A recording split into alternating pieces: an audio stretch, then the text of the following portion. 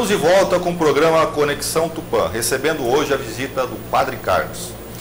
Padre, em 2013 aí tivemos um evento surpreendente dentro do Vaticano, que foi a renúncia do Papa, né? Bento XVI renuncia, alegando problemas de saúde, mas, por outro lado, o Papa anterior, né, João Paulo II, não renunciou, ficou até o último dia lá de vida e estava muito mais debilitado, né? Entre aí a morte de João Paulo II e a renúncia do Bento XVI, naquele período ali que ele foi Papa, que o Bento XVI foi Papa, aconteceram muitos escândalos, né? Vazamento de documentos através do mordomo, o pessoal do Papa, uma série de coisas. Ou seja, mais do que problemas de saúde, teriam sido esses escândalos financeiros, sexuais, que levaram o Papa a entregar o poder para alguém mais novo e com mais disposição de acabar com esses problemas dentro do Vaticano? Pois é, Eduardo, essa questão eu analiso assim, como um filho da igreja, que ama muito a igreja, e como o Papa João Paulo II já nos ajudou a ver no ano 2000, que nós somos uma igreja pecadora. Nós somos seres humanos, nós erramos às vezes, e às vezes erramos de maneira que machuca, que dói, que fere a sociedade e fere os cristãos, né? Eu acredito que o Bento XVI, quando ele assumiu, ele foi um grande cérebro. Eu acho assim, o Bento XVI, o legado que ele está deixando para a igreja é enorme. Eu penso que ele será considerado um santo, assim, da envergadura de Santo Tomás de Aquino, Santo Agostinho, dado o nível intelectual, a qualidade dos ensinamentos que ele nos faz. Mas ele era bastante intelectual. O nosso mundo de hoje não conseguia ver no Papa Bento XVI toda a riqueza do que ele colocava, toda a riqueza dos seus ensinamentos, toda a riqueza da sua espiritualidade. E, infelizmente, isso só a história vai mostrar para a gente o quão rico esse homem era. Mas isso devido a esse seu intelectual? Não, eu estou falando da pessoa dele. Houve uma antipatia, porque, como todo intelectual, ele era bastante objetivo, frio. E alemão, a cultura alemã é mais fria. A imprensa gosta de alguém caridoso, alguém que ri, alguém que brinca, como João Paulo II era, como o Francisco, nós falando assim. A sensação que eu tenho é que a imprensa ama o Francisco, por causa disso, né? E ele era diferente as personalidades. Então não teve essa mesma empatia com o Bento XVI. O Bento XVI, naquela época, ele provocou uma mudança já no interior da igreja, mas é muito difícil. Porque ele tinha um alto cargo já antes de ser Papa. Já conhecia bem o Vaticano. Só que assim, nesses altos cargos, também na igreja, tinha pessoas ali que estavam agindo e agia e tem interesses que às vezes estavam presentes.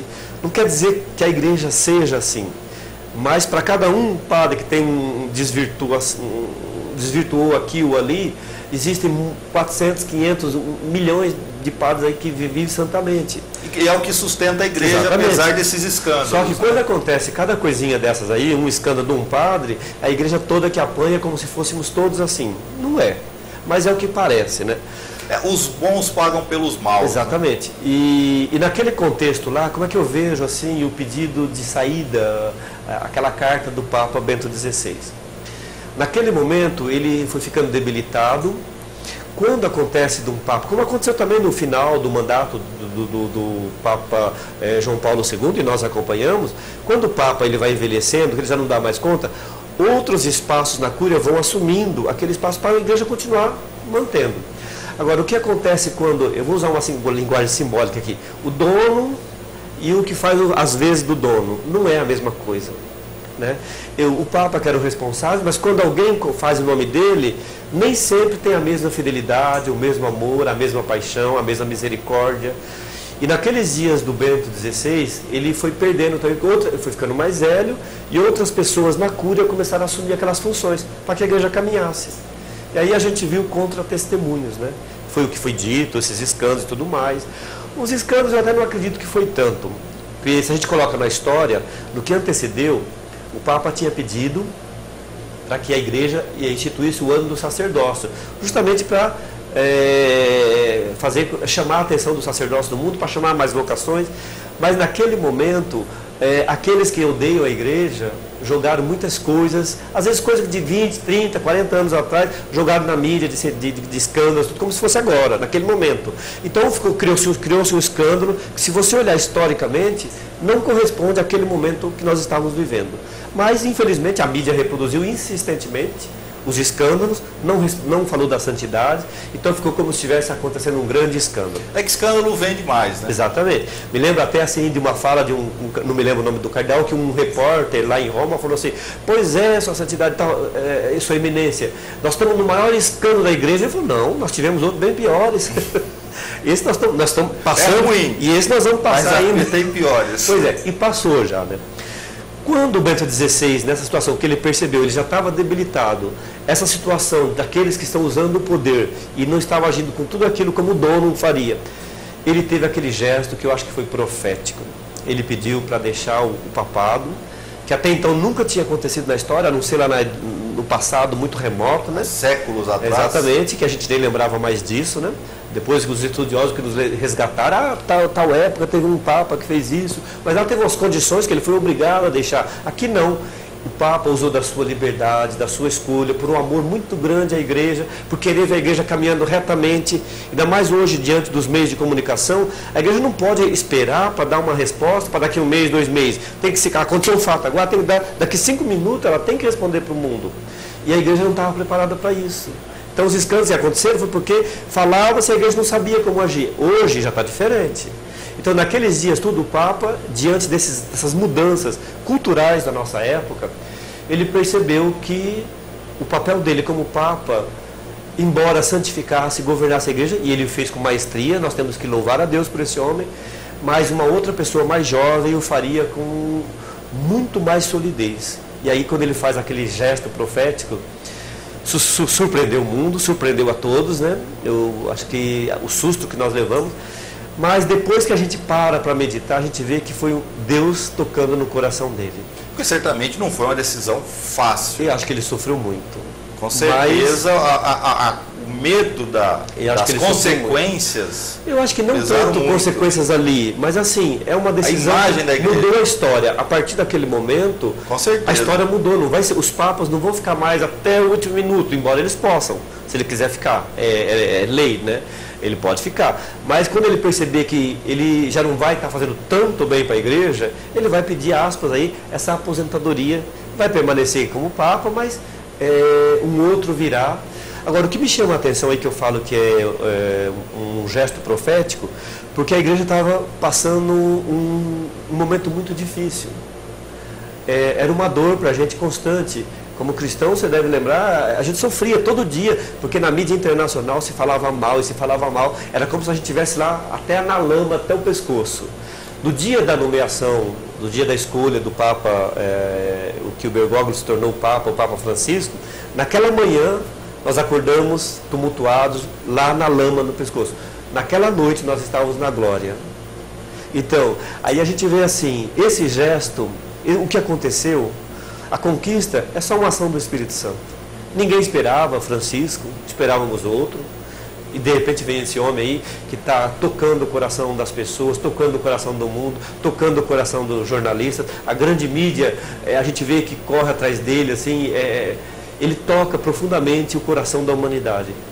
Não só dos cristãos. Então, foi preciso do plano divino, aqui a gente vê como que o Espírito Santo age, e eu falo como padre, que falo a partir da minha fé, que o Espírito Santo age no coração do Papa Bento XVI, ajudou ele, sustentou para ele tomar aquela decisão que com certeza foi difícil, mas porque vinha um gesto muito maior depois, que foi esse gesto do Papa Francisco que está aí, e está trazendo, acho que, luzes para o mundo. A gente vê em todos os lugares, das sociedades, no mundo inteiro, a gente vê como as pessoas o amam, até mesmo nos ambientes não cristãos. Houve uma luz nova para o mundo. Tudo isso por causa daquele gesto singelo do Papa renunciar ao papado, né? Padre Carlos, campo dos escândalos, queria continuar, falar de mais um, né, que talvez seja o maior escândalo, assim, não é um só escândalo, é uma sucessão de escândalos, que é a pedofilia dentro da igreja. Né? Inclusive, em 2008, então, o Papa Bento XVI afirmou que ia excluir esse tipo de atitude dentro da igreja definitivamente. Exatamente. Né? Os Estados Unidos aconteceram processos milionários, não só contra os padres, mas principalmente contra o bispo, que encobertou aqueles padres, infelizmente, né? Com medo talvez aí de acabar, estragar a imagem da igreja, ou sabe-se lá por outros motivos, né? No Chile também tivemos, no México, no Brasil nós não temos assim um que concentre tudo, mas temos vários padres com um ou outro caso. Temos, né? casos também no Brasil. O que o senhor acredita que leva a isso e como acabar com isso? Olha, a igreja tem se pronunciado claramente sobre esse assunto. Durante muito tempo ela se calou, agora ela viu que a solução é ser transparente. Eu não diria se calou. A sociedade, há alguns anos atrás, se posicionava diferente, não se falava desse assunto. Não era a igreja, não se falava. Era raro, pode ver, até os anos 70, mas quando você ouvia falar... Mas quando tinha uma acusação, a igreja negava ou se calava. Pelo menos o primeiro passo dela era, não, isso é mentira. Exatamente. Não, a igreja até hoje, toda vez que tem uma acusação contra um padre, a primeira ela vai averiguar. Não é a lei de você defender a pessoa, para ver se é verdade o que está sendo dito. Então isso não é que a igreja defendia pessoas que estão erradas, né? Agora, primeiro assim, eu vejo do ponto de vista histórico, não é a igreja, ainda porque a pedofilia não é um problema da igreja, é um problema da sociedade. Com certeza. E nesses estudos aí, nós fizemos estudos, é muito maior fora dos espaços da igreja. Agora, por que é inconcebível na igreja? Porque justamente é como se fosse um psicólogo pedófilo. São pessoas que você está confiando a vida de crianças, a vida das pessoas. E justamente aquele que tem a missão de levar a vida, de curar, de santificar, que vai destruir a vida. É inconcebível isso. Uma pessoa que tem esse problema, que vive, ou que tem esse desvio de conduta moral e tem essas práticas de pedofilia, primeiro, ela é indigna do sacerdócio, porque ela está fazendo tudo o que o padre jamais deveria fazer. Está usando o poder dele. Usando o poder. E, na maioria das vezes, são pessoas que às vezes chegam no sacerdócio se ocultando. Nunca, se a igreja souber, durante toda a formação, nós passamos por psicólogos para ver a conduta, como é que a pessoa para se conhecer no seu interior, se tem problemas, fazer tratamento. E ainda assim alguns conseguem se tem situação esconder. Então, escapam e entram, e depois de padre é que você vai descobrir. Aí uma vez que é padre, é a igreja. Foi ordenado, mas é uma pessoa que não deveria estar ali. Não é vocacionado para sacerdócio, ele está se escondendo dentro do sacerdócio. Só que infelizmente sai essa imagem de que é padre, é os padres, não é. Essa verdade não é um número tão grande assim. Né? Dos 400 mil padres no mundo, se você pegar, não chega aí a 1%. É mínimo o número de pessoas. Não choca, porque a pregação de todos os padres é uma e de alguns, minoria, é outro, né? Exatamente. Então é aquela coisa assim, façam o que eu falo, não façam o que eu faço. Agora, o que eu digo é que a igreja tem sido radical nesse tempo, né? Se no passado ela não soube como enfrentar isso, né, e teve escândalos, desde os anos 80 para cá, o Papa João Paulo II segurou um pouquinho a situação, que ainda estava numa mudança de mundo. Mas o Bento XVI, quando ele era o cardeal Ratzinger, ele foi enfático, ele fez estudos severos. E assim que ele foi feito Papa, imediatamente ele nos deu o documento que, se for descoberta uma pessoa com provas que ele é pedófilo, imediatamente o bispo tem que suspendê-lo de ministério. Por salvar a vida de outras pessoas, porque uma pessoa que tem essa doença, ela não sossega. Ela continua e vai prejudicando a vida de outros. Então tem uma norma hoje, se qualquer padre for descoberto numa prática de pedofilia, imediatamente o bispo tem que suspendê-lo do ministério, tem que tirar. E certamente essa prática já é devido ao bispo lá americano, que cobertou vários pedófilos aí. Não. Já era o Papa Bento XVI, quando era o cardeal Ratzinger, ele já estava com esse dossiê fazendo, justamente para salvar essas crianças que foram vítimas de padres e para ajudar que a igreja tenha credibilidade, porque uma situação dessa tira a credibilidade da igreja, tira a credibilidade de tantos padres bons. Porque tem gente que associa e acha que todo mundo é pedófilo, que todo mundo tem aí desvios morais. E não é verdade. As pessoas começam, as famílias começam a ficar com medo de deixar seu filho perto do padre. Isso sem ninguém. É verdade. A maioria são pessoas santas aí. Agora, uma árvore que cai faz muito mais barulho do que as milhares que estão ali crescendo, né? Então, não, porque uma coisa, acredito que um problema que eu acho que é interno da igreja, diz relação aos padres, a relação com a igreja, é a pessoa, o padre ter esposa, ou o padre ser gay, né? Com isso, uma relação entre adultos. Já o padre ter relações com crianças, sejam meninas ou mas meninos... mesmo essas outras atitudes aí não são aceitas também, viu? Não, eu sei que não são aceitas, mas digo, para a sociedade, uma coisa que não interessa muito, é uma questão da igreja com um padre. Exatamente. Já a questão da pedofilia, não. Aí já é uma coisa que envolve a sociedade. Está estragando a vida de uma criança, de uma pessoa, né? E é um assunto grave. Hoje eu acredito que a igreja tomou precauções, está tomando cada vez mais precauções, né? E o que a gente espera é que não haja mais. Mas a gente sabe ainda que, infelizmente, tem gente que passa escondido. Quando você vai ver, é tarde demais, está acontecendo. E, infelizmente, minha culpa, a gente tem que falar. Eu, como igreja, nós somos igreja, eu sou a igreja, é minha culpa. Passou essa pessoa. É padre.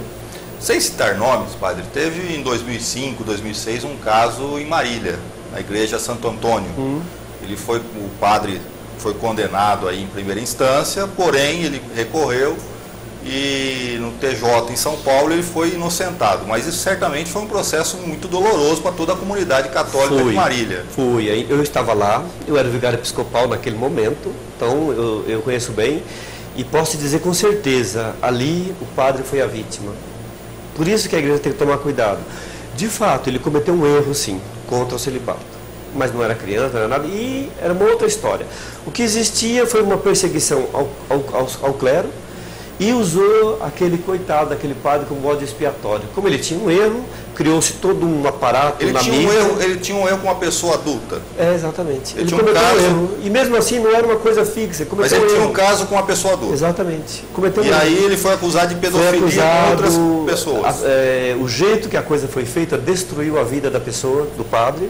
Hoje a gente sabe que ele está aí, mas sofreu muito. Ele não é mais padre. Não, ele deixou, porque imediatamente ele foi suspenso do ministério, já seguindo as normas normas novas. Só que assim, depois, quando você passa, ele não foi, a denúncia era falsa, não era verdade. Só que a vida dele já está destruída. Você vai fazer o que agora?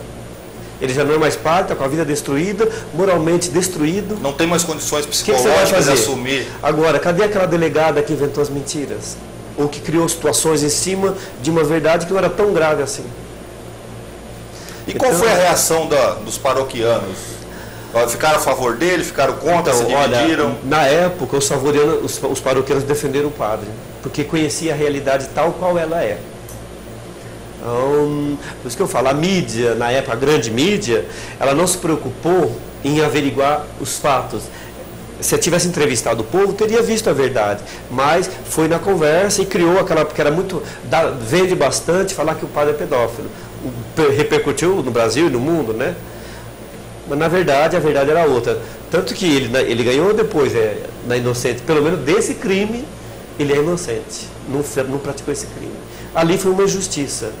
E acontece outras vezes, viu? Isso entra naquela questão que eu disse agora há pouco, né? Segundo meu ponto de vista, o padre ter um amante ou uma amante, é a questão dele com a igreja. Não, mas tá errado. Por mais que os paroquianos... Assim... Não, tá errado, mas digo, por mais que os paroquianos muitas vezes não concordem ou achem, não, tem mais que acabar com o celibato. Como eu disse, ao fazer isso, ele errou. Ele errou, um erro grave para nós. Ele deixou de ser testemunho. Você lembra no começo da entrevista? O testemunho é tudo para a gente. Se a minha vida deixou de ser testemunho, eu quebrei a minha missão, né? Eu posso falar muito bonito, mas eu não estou ajudando ninguém a viver e a seguir a Jesus Cristo. Então, esse erro, a gente pode, não quero julgá-lo, mas de fato a gente sabe que ele cometeu esse erro. Mas ele não foi culpado de tudo que ele foi acusado. Que esse eu acredito que seria um grande erro. Houve muita injustiça ali com aquele padre. Esse que eu acredito que seria o grande erro se tivesse acontecido, pelo consta não aconteceu, pedofilia. Esse sim seria uma coisa que a sociedade tem que se posicionar contra. Agora é uma pena, não só a igreja, mas a sociedade. É uma pena que depois a mídia não volta para defender o padre, né? Depois a nota é sempre, o destaque é sempre pequeno. Fulano é inocentado no Supremo, no TJ. O destaque foi página inteira com foto desse tamanho. Várias vezes. Ele preso lá no camburão da polícia, que deixou a gente chocado. Mas depois, quando ele foi inocentado, que foi averiguada a verdade, só uma notinha lá que ninguém vê. Padre Carlos, a religião católica já foi hegemônica no mundo, já foi a religião oficial de muitos países. No Brasil, era durante o Império, a proclamação da República deixou de ser, né? E vem perdendo importância. Qual a preocupação do Vaticano em relação a isso? O crescimento do islamismo na Europa, em outras regiões do mundo, o crescimento das religiões neopentecostais? Bom, aí eu acho que você fala várias questões aí. Do ponto de vista da influência da Igreja Católica, no mundo ela não perdeu.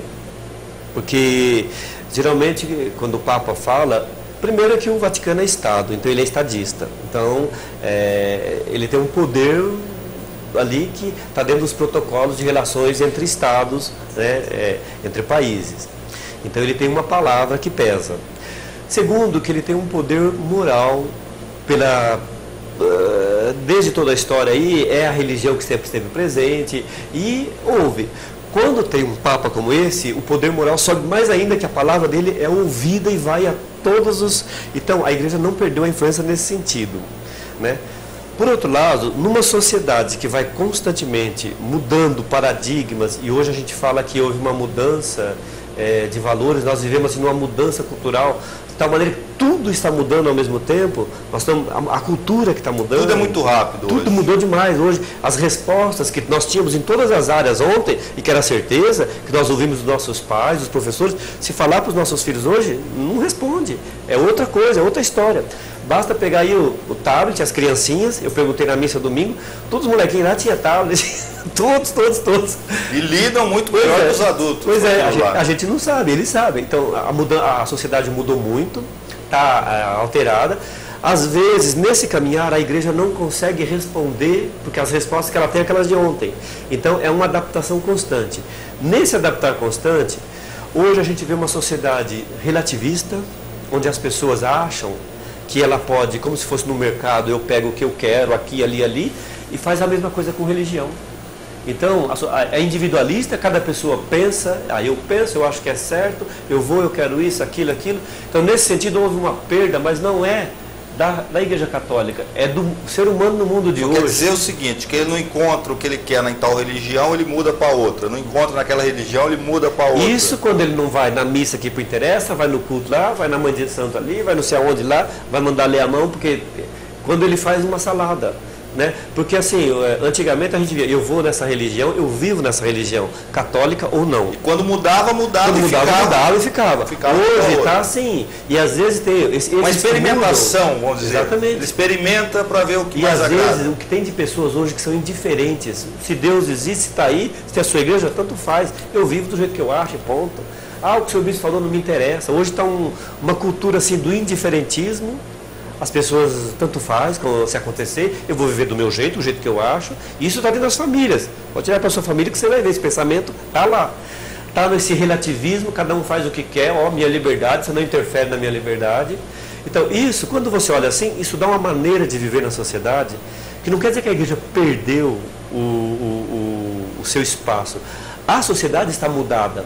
E mesmo as outras igrejas, elas estão procurando aí também encontrar esse espaço para esse homem de hoje. Mas o número de fiéis diminuiu, inclusive no Brasil. Então, se você pegar números de fiéis diminuiu, não. O que aconteceu, o país aumentou, a igreja não diminuiu o número de fiéis, mas aumentou. Mas em proporção. A proporcionalidade, aí sim, eu vou números falar. Absolutos, a proporcionalidade não, diminuiu. Tem aquelas pessoas que se diziam católicas, mas que na verdade não eram. Tinha aquelas pessoas que se diziam católicas e que, na verdade, era só ia para batizar, porque alguém batizou, depois para casar, e depois quando morria, que não praticava a religião, mas se diziam católico. Tinha aquelas pessoas que eram de outras religiões e falavam que era católico. E até mesmo ateus que se falavam que era católico. No último censo, a gente vê que as pessoas estão sendo verdadeiras. Elas falam, eu sou espírita, eu sou isso, eu sou... Até evangélico não praticante surgiu no último censo, né? Então, houve assim uma mudança, as pessoas estão tendo coragem de falar, eu penso desse jeito.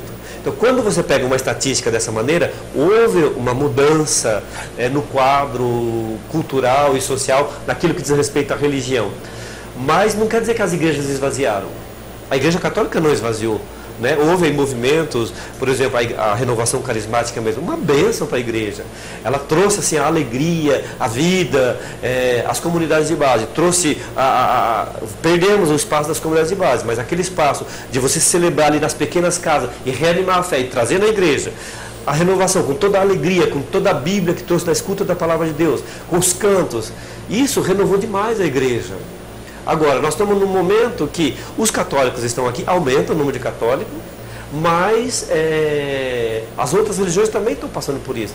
E tem muita gente que se declara não católico, não cristão e que estão aí indiferente. E é muito fácil abrir uma igreja hoje em dia, né? Pois é. Depois da Constituição de 88, você abre com uma facilidade enorme. É muito mais difícil você abrir um comércio pequeno que seja, um bar na esquina, do que abrir uma igreja. Uma igreja que tem tradição, que na igreja católica 2000 anos, às vezes ela tem o mesmo tratamento que uma igreja que nasceu ontem, que tem 20 fiéis.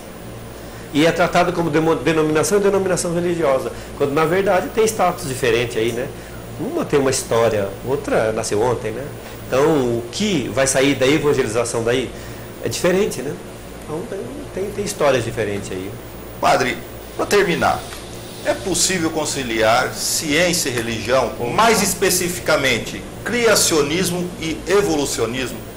Que é uma questão já que debatida, mas não se chega a um consenso exato. Em termos, se chega assim. Mas é um consenso relativo. Tá. Não é em um consenso toda a absoluto. história da igreja, a gente vê assim que houve, em determinados momentos, essa dicotomia razão e fé. A fé você não consegue explicar, que a fé é mistério, mas eu posso te acrescentar, e nós vemos bastante pessoas que tentaram explicar a fé, tentaram explicar do ponto de vista, a teologia é a explicação da fé, e tem a razão, que às vezes ela prescinde a fé e ela foge porque diz que é dogma. Só que a razão também tem dogmas. Por exemplo, se você pega em qualquer âmbito da área profissional, tem seus dogmas e que tem que ser daquele jeito, porque senão... Mas eles mudam. Exatamente. Esses dogmas mudam, ao contrário dos dogmas da igreja. Depende. A igreja também muda verdades de fé, não muda os dogmas. Os dogmas não, né? Então, a igreja, quando ela tem as verdades, as palavras de Jesus, aquilo que veio de Jesus e aquilo que foi na revelação, nunca a igreja vai mudar, porque ela não tem autoridade, porque ela está fazendo isso em nome de Jesus, que o dia que ele falou, vão, pregam o evangelho, vão a todos os lugares, vão a todos, para falar aquilo que ele ensinou, não é para falar outra coisa. Então a igreja nunca vai mudar isso daí. Agora, aquilo que é doutrina, a igreja pode mudar, pode até ser mais difícil aqui ou não, pode mudar sim. Agora, na questão da fé e da razão, sempre Deus, já desde São Tomás de Aquino, desde Santo Agostinho e tantos outros santos aí nos ajudaram a pensar. Vou puxar o Papa Bento XVI, o Papa João Paulo II recente aqui.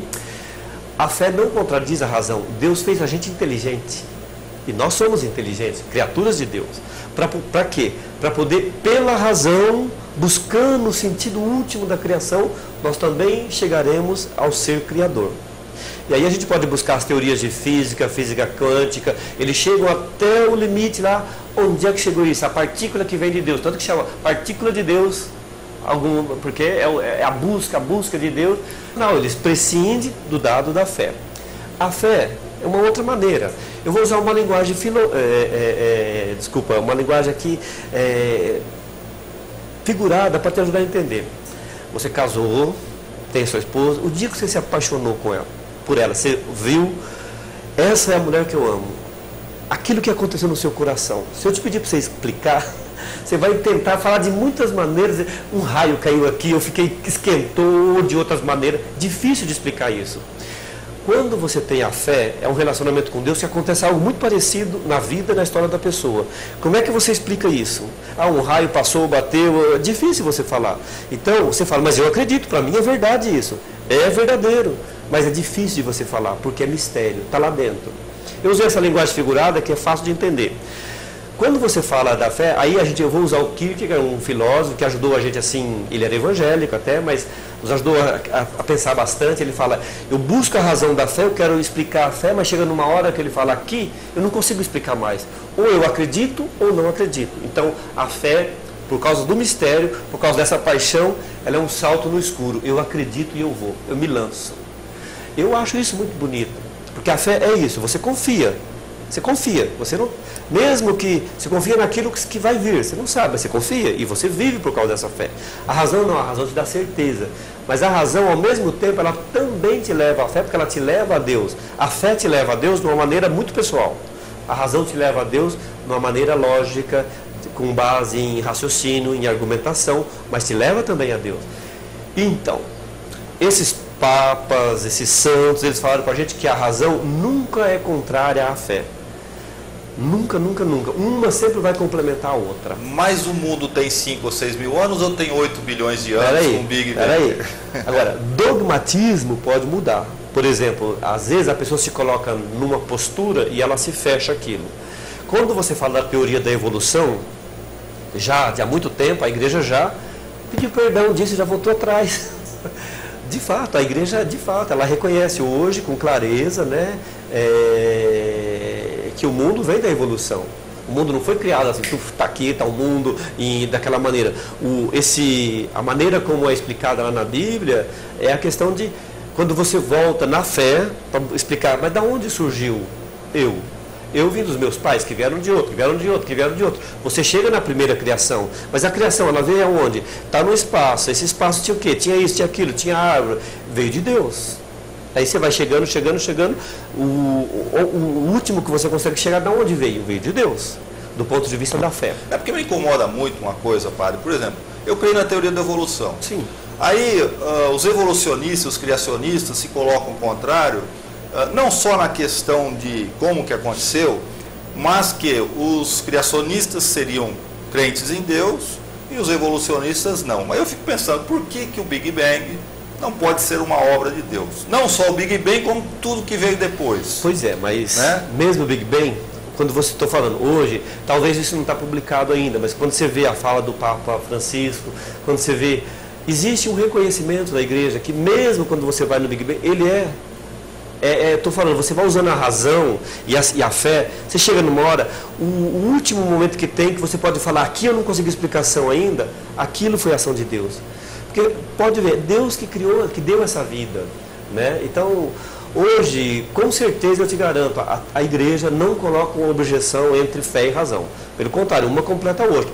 Mesmo a teologia da evolução, ela está presente na nossa fé, né? A evolução, os espaços, os estágios da vida, como é que ela nasce, os espaços, e para chegar ao ser humano e para chegar à evolução que nós temos hoje. Eu acho que se a evolução foi uma obra de Deus, eu acho que é muito mais maravilhoso do que ele ter feito uma coisa pronta. Exatamente. Chegou, não, vou colocar Adão e Eva aqui. Exatamente. Né? É uma coisa fácil. Agora a evolução é uma coisa mais difícil. Então se ele fez a evolução, é uma coisa muito mais criativa da parte de Deus. Eu espero, Eduardo, não falar uma heresia aqui agora. Mas eu acredito, se quando os homens que escreveram a Bíblia, que escreveram o Gênesis, naquele momento, se eles tivessem o conhecimento científico que nós temos hoje, com certeza eles iam colocar a criação lá no Big Bang. Ou lá nesse primeiro momento que a vida se fez. Eu acho que eles voltariam, porque naquele momento, no conhecimento científico que eles tinham, que era a observação das coisas, eles voltaram ao que tinha de mais científico naquele momento. E a vida inteira foi assim. Certamente, para eles voltarem, foram... Talvez eles falaram uma heresia aqui. Eu falei sem refletir suficientemente. Não, mas falando nesse aspecto, sobre esse assunto, acredito que eles voltaram no passado através de testemunhos verbais. Observação. Porque, não testemunhos escritos. Certamente não haviam testemunhos dizendo como que surgiram lá as primeiras pessoas. Então, conforme cada um conta um conto, aumenta um conto. E foi observação, né? Eles tinham que chegar a Deus naquela época, não tinha outros dados. Né? Se eles não chegassem ao Deus da vida, que é o Deus que nós acreditamos, o Deus único, eles iam chegar nos deuses. Como os índios chegaram, os índios também fizeram esse mesmo voltar para trás para ver de onde nós viemos. E chegaram nos deuses. Se você pega umas tribos africanas, as religiões animistas, eles também fizeram voltar aos deuses, aos espíritos e assim por diante. Eu acho que isso está na história do ser humano, buscar de onde que eu vim. É porque eu não conheço. Nós viemos de algum lugar. Por mais isolado que sejam os povos, e hoje ninguém está isolado, com exceção de algumas poucas tribos ainda que vivem no meio do Amazonas, mas há 200 anos atrás, que haviam muitos povos isolados, há 1000 anos atrás, eu não ouvi falar nunca de um povo ateu. Eles sempre tiveram mitos. Sempre tiveram mitos. Mitos e crenças. Sim. Como o ser humano também teve em todas as épocas, né? a nossa raiz está aí, nós viemos daí, né? Existe uma necessidade do homem acreditar em alguma coisa? Precisa, eu acho que sim. Eu acho que, na verdade, nós temos aí eu vejo o sinal de Deus, nós temos uma fagulha de Deus em nós. E a gente nunca vai descansar enquanto a gente não voltar para a nossa... Da onde nós viemos. Se é que é possível isso? Não, eu acredito que na morte, né? Depois da morte, sim, a ressurreição. Não, de vida. Mas na vida, a gente não vai descansar, a gente vai buscar isso. E se Deus nos fez racionais, que o homem use toda a razão para dar essa descoberta. Se veio do átomo, se veio de uma partícula menor, se veio do Big Bang, da onde veio? Isso a gente precisa saber, né? Estou falando, eu não refleti suficientemente, talvez eu esteja falando heresia aqui, mas... Eu acredito que se Deus nos fez racionais, é para que a gente usasse a razão e transformasse esse nosso mundo. Não para melhor. Não para destruir, como para melhor, porque às vezes a pessoa usa a inteligência para pior, né? Não, mas eu acredito assim que Deus, acima de tudo, Ele é bondoso demais com a gente. Nós somos cabeça dura, a gente erra direto. Eu tenho dito na missa bastante, é época de quaresma, né? A gente segue nossos impulsos, a gente segue nossas vontades e a gente vê o que Deus nos pede. Em suma, somos pecadores. Somos pecadores. Mas eu acredito que Deus é misericordioso demais com a gente, o que Ele acredita na gente. Se não acreditasse, não estava nascendo crianças. Né? Eu acho que cada vez que nasce uma criança, é que Deus espera da gente, espera que a gente melhore, que a gente construa uma família melhor, uma sociedade melhor, uma igreja melhor, que a gente seja melhor no mundo. Né? Eu acredito e luto por isso. Padre Carlos, estamos chegando ao final do nosso programa. Eu gostaria que o senhor deixasse uma mensagem aí para todos que nos assistem. Bom, como padre novo, como o novo padre aqui da cidade de Tupã, eu quero dizer que a gente chega assim com o coração aberto, né? Como disse na minha primeira missa lá de apresentação, de posse é um nome estranho que a igreja usa do passado, mas o dia que eu fui apresentado para vocês, a gente precisa comer 1 quilo de sal juntos, né? Quando você come 1 quilo de sal, demora. E nesse tempo eu vou conhecer vocês, vocês vão me conhecer. Nesse meio tempo a gente vai trabalhar com alegria, nas alegrias que nós temos aqui. Vai ter sofrimentos e dores e dúvidas, nós vamos também trabalhar juntos. E eu espero estar assim sendo sempre o sinal de Deus para entrar na sua casa, entrar na sua vida, entrar na sua família. E que Deus possa me usar como instrumento para te ajudar. Se for às vezes para trazer mais próximo de Deus, se for para puxar a orelha porque está fazendo alguma coisa errada, eu espero jamais me omitir na minha missão, eu espero viver verdadeiramente, espero assim ser simples, mas o meu desejo é chegar no coração de cada um e espero que vocês também cheguem, né? Porque a nossa missão não é o padre que faz a igreja. Vocês tiveram experiência de bons padres aqui, eu estou sucedendo aí padres que foram assim grandes sinais aqui, né?